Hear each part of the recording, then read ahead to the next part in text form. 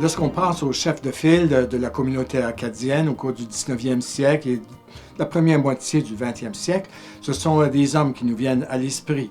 Alors, on a parlé du père Bellecour, de Gilbert Buyot, Henri Blanchard, le père Pierre-Paul Arsenault. Alors, les gens qui menaient les choses dans les communautés, c'était les curés, c'était les enseignants, c'était s'il y avait un médecin ou bien un avocat ou des gens qui avaient été au collège. C'est ces personnes-là qui étaient devenus les chefs de ville, qui étaient les marguilliers, qui étaient les commissaires d'école. Mais les femmes, elles, on ne les voyait pratiquement pas dans ces organismes-là. C'était les hommes qui s'en occupaient. Mais où étaient les femmes? Bien sûr, comme le voulait la société à l'époque, la place de la femme, c'était à la maison. Parce que les familles étaient grandes et ils avaient du boulot à la maison à plein temps.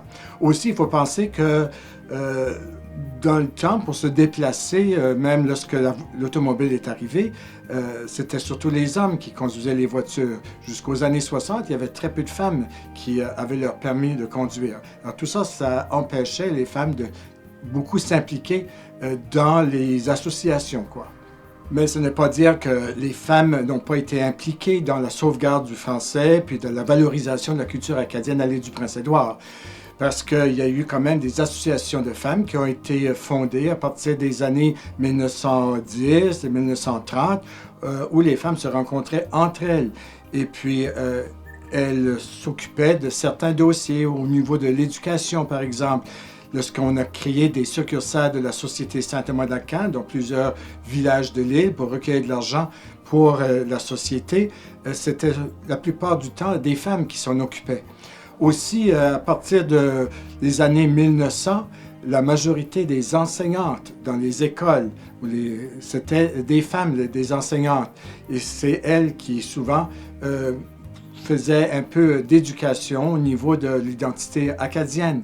Et bien sûr, à la maison, les femmes avaient beaucoup d'influence sur les enfants, sur la famille en général.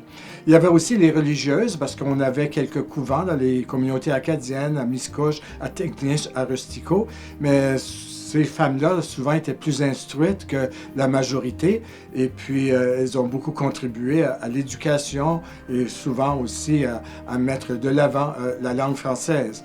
Mais les choses vont changer passablement à compter des années 60-70, où il va y avoir une évolution partout, finalement, en Amérique du Nord, où les femmes vont réclamer leur place dans la société et puis qui seront aussi invitées à se joindre à des organisations et des associations et vraiment plus jouer un rôle important dans le mouvement associatif à partir des années 60, mais surtout 70 et 80.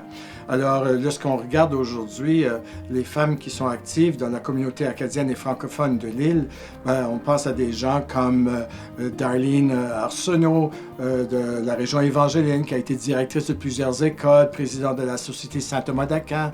On pense à Arlene Chiasson-Penlegaz dans la région Prince-Ouest, qui a beaucoup œuvré pour avoir une école française, avec bien d'autres personnes évidemment. On pense à Noël Arsenault et Madeleine Petitpas de Summerside, qui sont allés jusqu'à la Cour suprême du Canada pour obtenir une école française à Summerside. On pense aussi avant ça à Berthe Blanchard à Charlottetown, qui a été très active avec la Société Saint-Thomas-d'Aquin, qui était souvent la représentante francophone de différentes organisations. À Tignish aussi, à Anne-Marie Perry, qui a été la première femme présidente du conseil municipal de Tignish et aussi qui a beaucoup œuvré au niveau de la commission scolaire. Alors, il y a des femmes un peu partout dans l'île, sont trop nombreuses pour les nommer, mais qui aujourd'hui tiennent une place importante dans les organisations qui travaillent pour rendre la vie française et acadienne à l'île des plus intéressantes.